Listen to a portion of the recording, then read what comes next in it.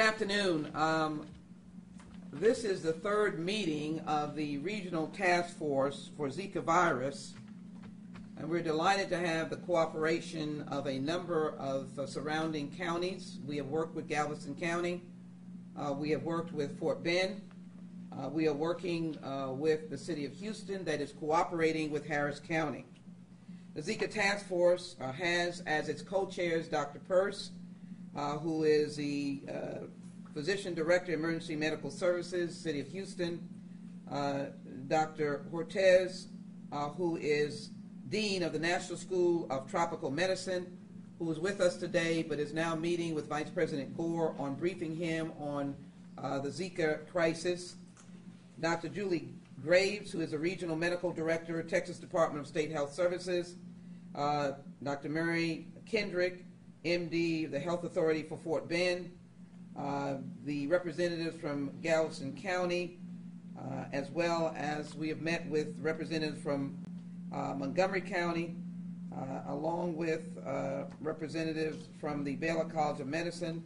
We have Dr. Wanda Mott, Clinical Assistant Professor of Obstetrics and Gynecology, Texas Children's Hospital, Dr. Joseph Gath, Infectious Disease Specialist, affiliated with the Park Plaza St. Joseph's Hospital, Natalie Janine Daly-Garnes, Clinical Postdoc Fellow, Pediatrics, Infectious Disease, Baylor College of Medicine, and Dr. Natalie Carroll Daly, former Chair of the National Medical Association, and Mr. Harry Hayes, Director, City of Houston, Solid Waste.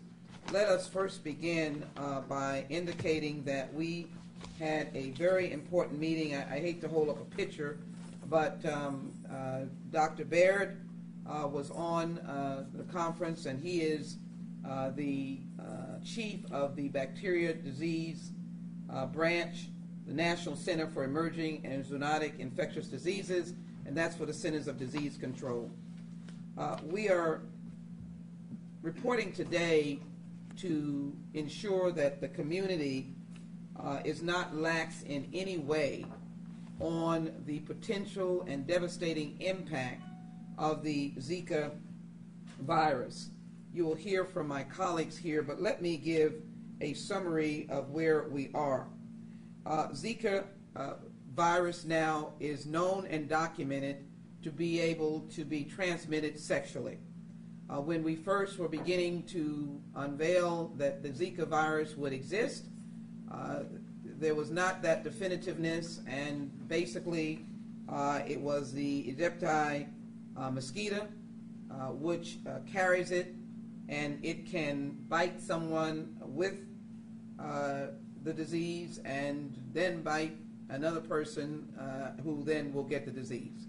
So that mosquito carries it, and that mosquito is documented, as my colleagues will say, is documented to be in this area.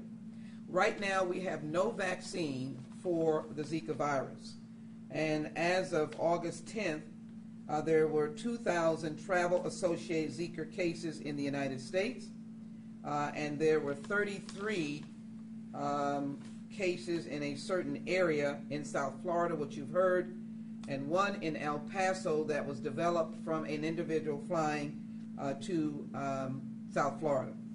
510 pregnant women across the nation, mostly in this region, are infected, which means the potential of tragic births of microcephaly, of children that may be born with this. The cost now is $10 million per child, but I'm going to let Dr. Peirce, when he speaks, give the real overall impact if a child is born with the Zika virus and is born with microcephaly. This is all from Dr. Baird that I'm reporting, and then I will yield to the various persons that are here. We need to protect ourselves, and clearly I'm going to repeat that because you have not been bitten, because your neighbors have not been bitten, because you don't see anything happening, it is important to use DEET if you're going to be outdoors, and it is DEET, and to get repellent that has that word on it. The CDC and the Secretary of Homeland Security have done some things that I think are enormously important for the community to know about. First of all, we have not been able to secure the $1.1 billion that the Centers for Disease Control needs. That is a difficult conflict with Congress. I've written several letters, of which we will make copies available for you, when I say I, this regional task force, to ask for an immediate passing of the Senate funding, $1.1 billion, which is an easy task of what we call a unanimous consent. But right now, we don't expect to receive those funds until the earliest September or October, or the latest in December, which is going to make it very difficult here in Harris County and Houston. So with appreciation to the mayor and county officials, we're emphasizing to HHS to allow the city to draw down on any remaining funds that HHS has that can help us in several points. One, in the community cleanup that the city is already working on but needs millions of dollars more. And I will allow the city to speak to that issue. Then something called active surveillance, which I am very committed to. What does that mean? We are not checking individuals who are coming into private doctors or public health communities, public health facilities, as to whether or not they have the basic known signs of Zika. And that is a fever and a rash. They are coming in and coming out, maybe, and no one is assessing. Let me tell you why that is enormously important. First of all, the Secretary has used emergency funds to secure $34 million to send to NIH for a vaccine. That's how serious Zika is, that we are trying to develop a vaccine as fast as we can. That wouldn't happen ordinarily if this wasn't a enormous potential crisis. Right now, a national emergency has been declared for the Commonwealth of Puerto Rico. Puerto Rico is a part of the United States of America. There may be people getting on airplanes right now from our community going to Puerto Rico for a vacation. I will not go so far as to tell them not to go. But the meeting that we just had indicated that they're expecting hundreds of thousands of infected persons in Puerto Rico. Those people are not barred from travel, although many of them may be impoverished, and many of them may be pregnant. That is a crisis of major proportion in this region because we're so close and we have a tropical climate. So we have made asks for funding for what we call the active surveillance, determining who comes in and out of health clinics who may have some known symptoms of the Zika virus, and then to help with the cleanup that is going to be necessary not only in Houston-Harris County and the surrounding counties, but in our neighbors in Baton Rouge, where there will be an enormous amount of trash welcoming sites for mosquitoes who are now documented to be here in the United States. We are waking our own community up, and we intend to continue to wake up our colleagues. We're going to be working with the state of Texas for any remaining funding that they may have that we can draw down on, and we made an official request to Health and Human Services for funding to come to this area in particular because of where we are. Let me now ask Dr. Peirce if he would come forward at this time. Thank you, Congressman. And I would like to point out that the Congresswoman's efforts have been both tireless and relentless. And thank goodness that she's being that way, because as she illustrates, this is a very serious situation. And I fear that previous public health successes are now ironically coming back to bite us. So, for example, there was much concern about Ebola, and it never really materialized here in the continental United States, at least not in the numbers that had been feared.